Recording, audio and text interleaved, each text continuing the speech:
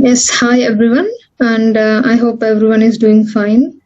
And first of all, I would like to thank respected principal of Gargaon College and also Professor Biswas for his very informative talk on climate change and how it's impacting the coastal fisheries. And the major other things pointed are the marine habitat degradation due to the input of industrial waste or domestic sewages into the oceans. And today I would like to talk on the topic, the future of world's plastic oceans. And here I'm going to show how the oceans are polluted with plastics and how the ocean dynamics are influencing the distribution of these plastics across the globe. And before going to the presentation, I would like to give a short introduction about myself. I'm currently working as a postdoctoral researcher at IBS Center for Climate Physics, South Korea. And I'm studying on tropical cyclones and the influence of changing climate on formations and the intensities by using numerical models.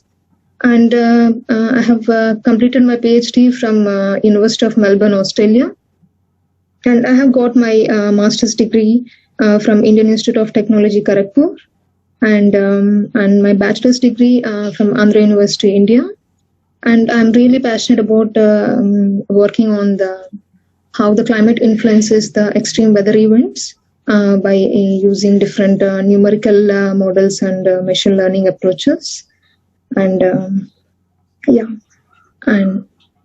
And I would like to say today what we're going to learn from this talk.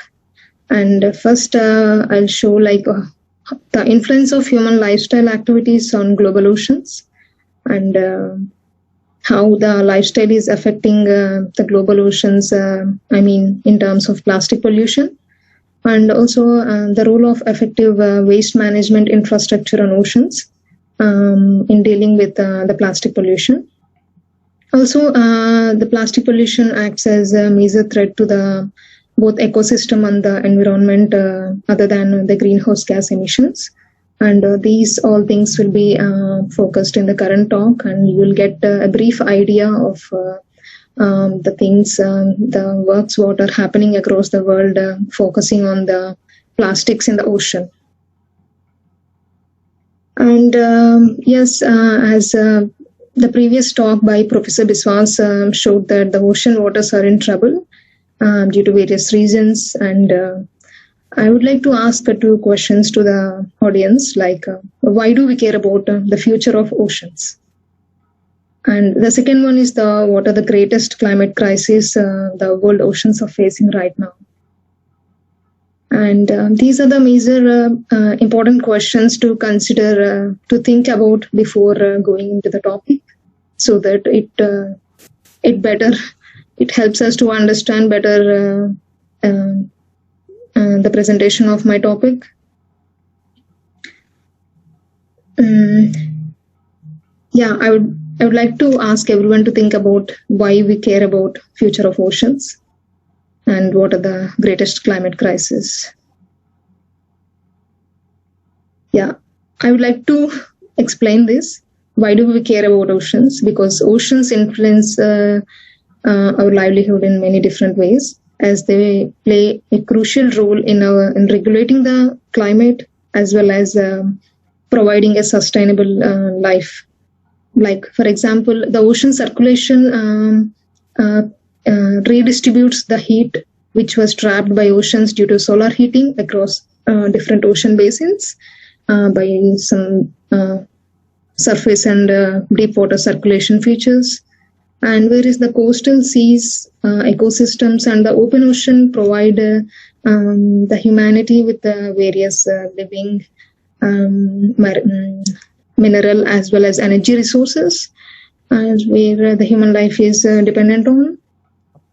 Also, the economic maritime activities, the economic maritime zone, marine activities, and fishing practices provides as a better livelihood in terms of jobs in various economic sectors, and also it helps us to deliver the goods across the global. sector based on transport over the sea. And in this way, the oceans play a major role in our life, like it influences the weather and climate in different parts of the world, as well as it provides the livelihood, like the many fishing activities and transport of oil and gas across the ocean basins. And and I would like to see the ocean's major climate crisis. These are the following are the major climate crises. The first one is the global warming, which is due to increased carbon dioxide concentration, leading to increased surface temperature and sea surface temperature. This leads to thermal expansion of the water, which influences the sea levels as it increases the sea levels. And also the melting of ice caps in Arctic and Antarctic regions also affects the ecosystem or the habitats living in those regions, like the polar bear and so on. And this melting also increases the sea levels, and which are major threat during extreme weather events as due to flooding by storm surges and all. And also the oceans warming due to greenhouse gas concentrations also increased the intensity of these extreme weather events. Also, this warming causes ocean acidification, which means it reduces the formation of carbonates, which are a major building block for the marine organisms to form their shells or bones. And in a way, it is affecting the habitats in the ocean. And another one is the plastic pollution, which I'll be focusing in my talk. And all the above climate crisis affects the ecosystem and it damages as well as collapse the various ecosystems. And also other practices are the overfishing and the marine pollution in terms of oil spills and all also affects the ocean climate, which in turn affects the ecosystems. And in the next slide, I will focus more on the plastics, like what are the different sources of plastics and how and to what extent the plastics are reaching the oceans. Like this slide shows what are the commonly found plastics in the ocean. Like these are the bottle caps, straws, cups, single-use bags, beverage bottles. All these are which are used in our daily life or somehow end up in the oceans. It is identified that 80% of ocean plastics are from the land-based sources, like they reach the oceans through rivers. And whereas the 20% comes from the fishing activities and the marine activities, like sometimes there is dropping of these nets and all in the ocean waters. And why this huge percentage of oceans are flooded with plastics? The major thing is due to improper waste management of the plastics in the land itself. There is no effective waste management technique. That is the reason, major reason for inflow of plastics to the oceans. And what is the it harms the marine organisms, like it causes entanglements to these species. Also, the ingestion of the plastics by these organisms leads to it's very fatal to them. And other types of plastics, major plastics found are the microplastics.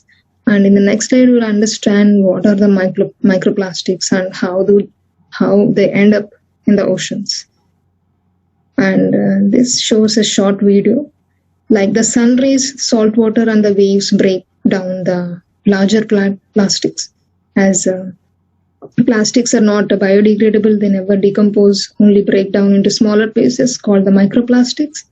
And the marine life consume them mistakenly, and which is fatal. And finally, the huge plastics reach the deep oceans, affecting the deep sea organisms as well. And in the next slide, I will talk more about the global plastic productions and all. And let's look into the global plastic production. And this shows the percentage of plastic productions across the globe. And here, major percentage of plastic production is coming from the Asia, where the China is a major contributor of around 30%. and rest of the Asia contributes some other 20%, whereas rest of the world produce other 50%. And this shows that a huge amount of plastics are manufactured in Asian regions, which may be leading to more plastic pollution in these surrounding global oceans. Also, the right side plot shows that there is an increased trend in the plastic waste generation, and over 60 years of time period from 1950 to 2015, you can see the plastic waste is also increasing. And you can see these larger wedges from yellow, orange, or the red regions are basically coming from the polymers used in single-use plastics. So it can be seen that the single-use plastics are major contributors of the plastic waste. So, and coming to the plastics economy, for example, in the year 2010, it was around 78 million tons of plastics are produced, and only 14% is sent for recycling, whereas 32% end up in oceans, 40% are in the landfill waste, and other 14% is used for energy recovery and incineration purposes.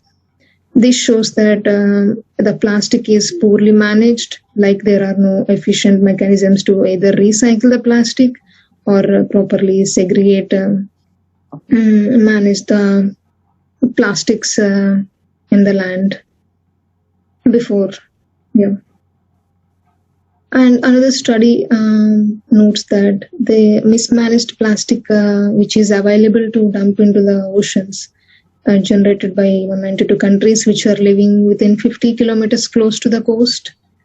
There is increased mismanaged plastic waste in these countries, whereas the China has highest intensity of the plastic waste which can be input to the global oceans. And by using predictive models, this study noted that the mismanaged plastic is going to increase in future. It's exponentially increasing by 2025. That means the plastic waste in the oceans is going to increase further. So this shows that better waste management infrastructures are required to protect the oceans, to save our ecosystems and the environment. And even though the plastic wastes are managed, it's still showing an increased trend. The low shows that even though most of the mismanaged plastics are managed, still the inflow to the oceans is increasing. And how do the plastics disperse or spread to the different parts of the oceans? And this figure shows a nice picture of what are the plastic accumulated locations in the global oceans. There are two locations in the Pacific, North Pacific and South Pacific, and Atlantic as well, the North Atlantic and South Atlantic, and Indian Ocean region as well. There is an accumulation of used plastics in the oceans. And in the next slide, I will explain why the plastics which are dumped from the land surface are accumulating in these specific ocean regions. What are the underlying ocean mechanisms leading to accumulations of the land-based plastic waste in these regions? For that, I will explain the ocean currents are the continuous movement of seawater under the influence of different forces. The major forces are the solar heating, winds, gravity, and Coriolis force. And solar heating induces uneven heating over land and the ocean, because ocean has high heat capacity so that it can store more heat compared to the land. And so this creates the air to flow from land to the oceans and create seasonal winds and across the world. The major winds are the trade winds and the westerlies. And an artifact of the Earth's rotation is the Coriolis force, which acts on these winds to deflect the winds in the right-hand side in the northern hemisphere and left-hand side in the southern hemisphere. As winds blow, they pile up the ocean waters in this manner, and the Coriolis force makes this circular motion in the oceans, and in this way huge ocean waters are piled up. These piled up oceans are called gyres. In the next slide, I will show what are the major gyres in our oceans. We have 5 major ocean gyres on the Earth. That is the Indian Ocean Gyre, and Great Pacific Gyre, and the Lesser Pacific Gyre, North Atlantic Gyre, and South Atlantic Gyre. So you can relate from this figure why the plastics are accumulated in specific regions, because these gyres attract the plastics which are less which are buoyant, which particles can float and circulate across the global oceans, and these get accumulated in these oceanic gyres. So we have huge lumps of plastics accumulated in these ocean regions. Because around 60% of the plastic produced is having less density compared to the seawater, that's the reason the plastics float. So when they're floating, they get deflected by the winds and the ocean currents from the lands to these big ocean circulations. A gyre is nothing but a swirling vortex-like structure which drags surrounding plastics into these. And some of the plastics sink into the deep oceans with time. And in the next slide, we'll see other major circulation features of the global oceans. The first one is the wind-driven circulations, which I have explained earlier. The ocean currents, the major circulation patterns. We have ocean gyres as well as other circulatory currents. And this happens in the surface waters, whereas deep inside ocean we have thermohaline circulations, which are created due to temperature and density differences, because the oceans get heated up differentially across different ocean basins. So the warm waters are carried from poles to from the tropics to the poles and all. And these circulation features play a major role for distribution of the plastics across the globe. In the next figure, we'll see how the density of the marine plastics. The first panel shows the small microplastic distribution across the globe, and the second one is the large microplastics, and third one is the mesoplastics, and the fourth one is the microplastics. And from these panels, we can see the plastic is distributed across all over the world, and the plastic pollution has spread throughout. And also plastics of different sizes can be found, whereas the microplastics, which are tiny particles of plastics, cover a widespread distribution across these ocean basins. Also, you can note that the northern hemisphere has larger inputs of plastic waste into the oceans compared to the southern hemisphere, because there are less land masses here. But whereas in comparing intensity of these microplastics, large and small microplastics, we see almost similar kind of intensity. The reason may be that these plots are based on the surface distribution of the plastics. There may be significant loss of plastics which entered the deep ocean. That means the plastics are not only on the surface of the ocean, they have went deep into the oceans. And also the northern hemisphere basins might have higher plastic concentrations in deep waters as well. And of these plastic regions, the North Pacific plastic garbage patch has paid more attention in recent years. As we can see, the Great Pacific garbage patch has plastic sources coming from Asian regions, and this shows the modeled plastic mass concentrations by using ocean transport model, which uses both hydrodynamic and plastic information data and estimates the plastic mass. And these right side panel shows the distribution of different types of plastics from observational surveys conducted by some shipping surveys. And why this great Pacific garbage patch has been paid more attention? Because in recent times it is shown that the intensity of plastic here is increased from 4 to 16 times compared to the past. So that means more inflow of plastic waste is coming to the oceans, major contribution from the Asia. So let's look at the next slide, which shows that the distribution, the trend of the Great Pacific Garbage, and it shows that an increasing trend in the recent decades, an exponential increase. Also, a study noted that the 2011 Japanese earthquake and tsunami could account for more than 20% of this garbage waste accumulated in this Pacific region. This increasing lot of the garbage shows is very alarming for us to take some actions regarding this. And this is the blue curve shows within the patch region, and whereas the surrounding the patch also the plastic concentration is increasing, but very slightly compared to within the garbage patch.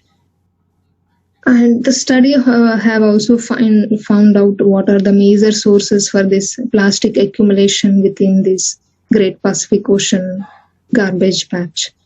And the major sources of these plastic waste is coming from shipping, fishing activities, and aquaculture industries. Compared to the other locations across the globe, it has major sources are from these things. And also coming to the forcing mechanisms, and they have noted that sea surface current driven particles based on the Winday's coefficient, which measures the atmospheric drag.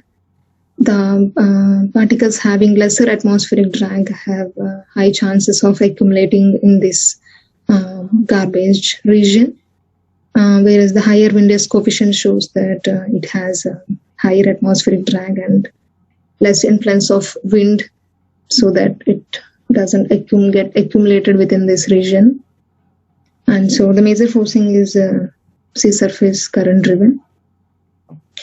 Also, a study found out that the estimation of the plastic concentrations by using surface observations underestimates the plastic concentration.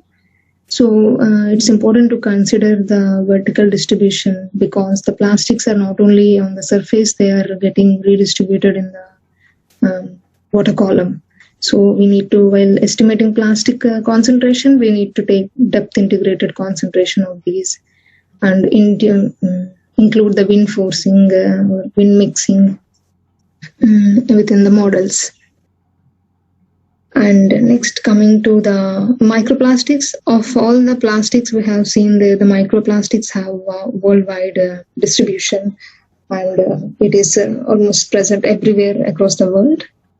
And it has huge adverse effects for marine ecosystems and as well as the human health, because there are toxic elements present in the oceans other than the plastics, which come from the sewage waters and other wastewaters which are used in our livelihood, which allow these plastics also absorb these toxic chemicals within ocean and increase their toxicity, and further causing harm to the ecosystems.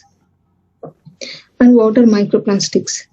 The various microplastics are the plastic, the bigger plastic waste, which degrade into microflakes, and also the microbeads which are present in the beauty products also act as the microplastics, as well as the microfibers from the clothes also are the major microplastics.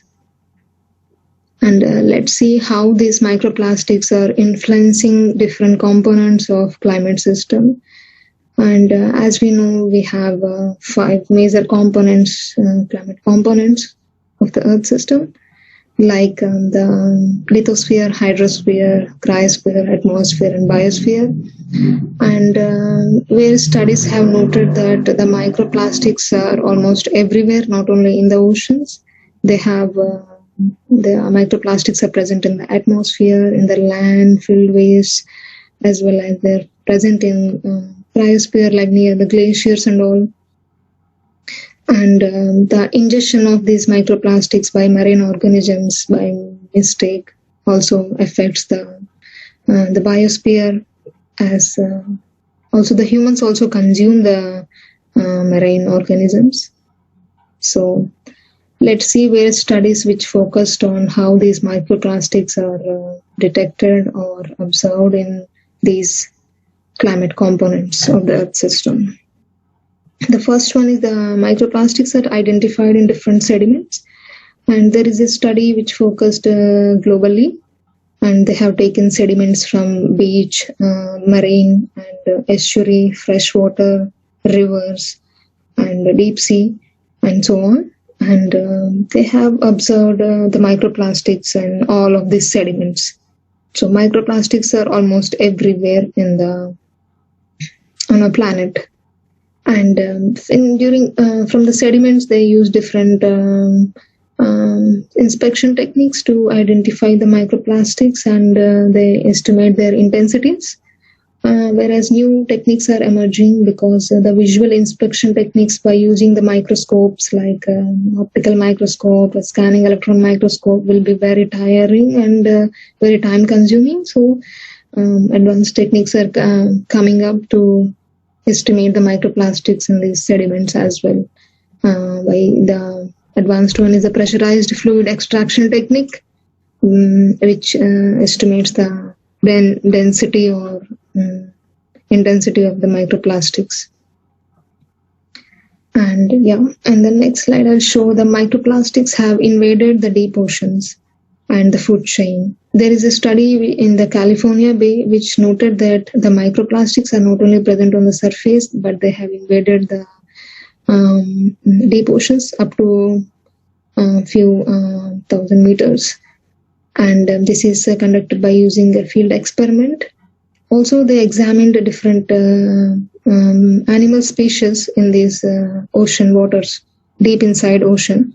And they found the marine animals have microplastics within them. So they are consumed by these organisms mistakenly.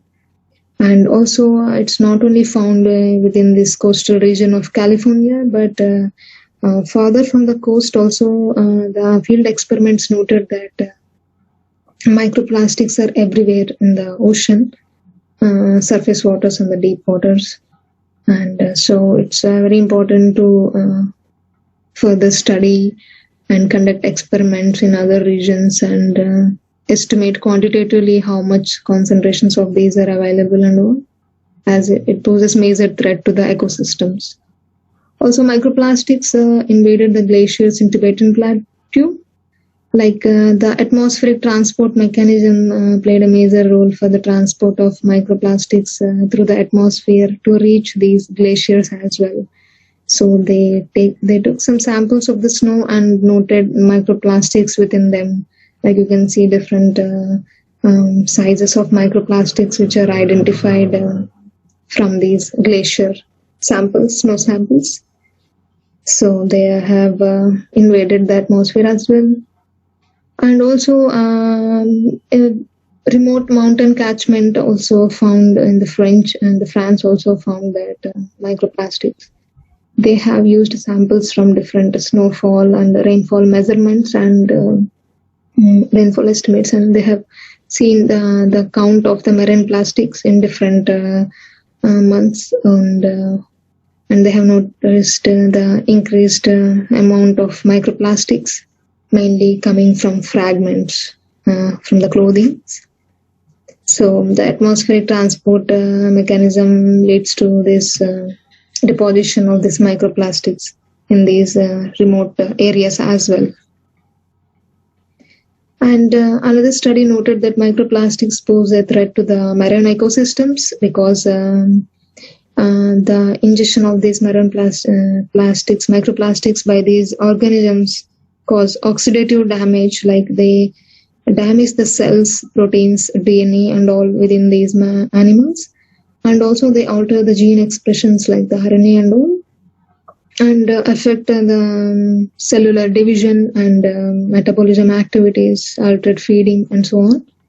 Finally, the adverse outcomes of the ingestion of the microplastics are decreased reproductive output from certain species, as well as reduced growth of these species and reduced offspring viability. All these are very adverse effects on these species, which the mankind is dependent on. So there is also population decline finally due to the microplastics, consumption of microplastics by these organisms within oceans. So also the World Economic Forum, they noted that in 2050 there will be more fish in the ocean, there will be more plastic in the ocean than the fish. So basically how the microplastics are being ended up are due to man-made activities, like due to industrial activities, or the plastic littering which are used in our daily life are converted into microplastics. This the mechanism I have shown there, and due to waves, wind, sunlight and all, and they convert into microplastics, the bigger plastics. These are ingested by different aquatic life, and the humans depend on the fishing activities and consume these and get affected by consuming these microplastics which are present in the aquatic species. So from these studies we can see that the causes are based on the human based. Also the crises are to the human. So the causes and the crises are linked. That means the people are causing this more plastic pollutions, and ultimately, finally, it's affecting the humans only as well. So it depends on us to control the plastic pollution at individual level and to affect the crisis, human crisis, by injection of these plastics into the human bodies. Because these microplastics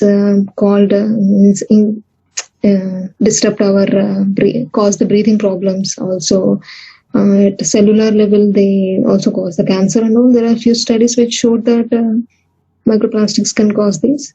So it's important to reduce the plastic. Everyone should reduce the plastic waste. And coming to the marine sustainability, and there is the latest news, as already pointed by Professor Biswas, that the environmental disaster, that a ship full of chemicals is sinking near the Sri Lanka, which was noted on June 2021. And this ship is carrying the very dangerous goods. It contains 25 tons of nitric acid, 78 metric tons of plastics, and 35 tons of fuel oil and other items, harmful items within the ships. And this marine pollution further increases the effects of the microplastics, as these microplastics consume the toxic chemicals, and which are ingested into the aquatic species, can harm them further and finally harm the human beings. So also it is noted that 3,000 shipping containers fell into the Pacific in just last winter season itself. And that means there is a rise in the shipping accidents, means there is an increase of plastic waste due to shipping and marine activities, which increases the risk to the ecosystem and biodiversity. And what are being done to remove the plastics from the oceans? There is a non-profit organization, Dutch non-profit organization called Ocean Cleanup, developed very advanced technologies to extract plastics from the ocean. And so this is a cleanup program to basically remove the plastics from which are accumulated in the oceans. But I think people should note that to clean 1% of North Pacific Basin, it takes 67 ships 1 year for that one portion of that specific ocean basin. That means it requires a huge amount of effort and money to do the cleanup and all. So preventing plastic from entering the ocean is the better solution for all these plastic pollution, not only in the oceans as well as in the atmosphere and cryosphere and in the biosphere. So what are the ways? There is the recycling of the plastics. So we are redesigning the plastic waste into other things, like they can be used for generating the energy, or they can be used for building and construction industries. And reuse or replacing. We can reuse those plastic items rather than throwing them, or replacing the plastic items with the more biodegradable items. And also reducing the plastic waste by refusing to buy the plastics. Also decoupling the fossil feedstock from manufacturing the oceans. Because if we are using renewable sources for making these plastics, it is also one way to at least control certain percentage of plastic pollution.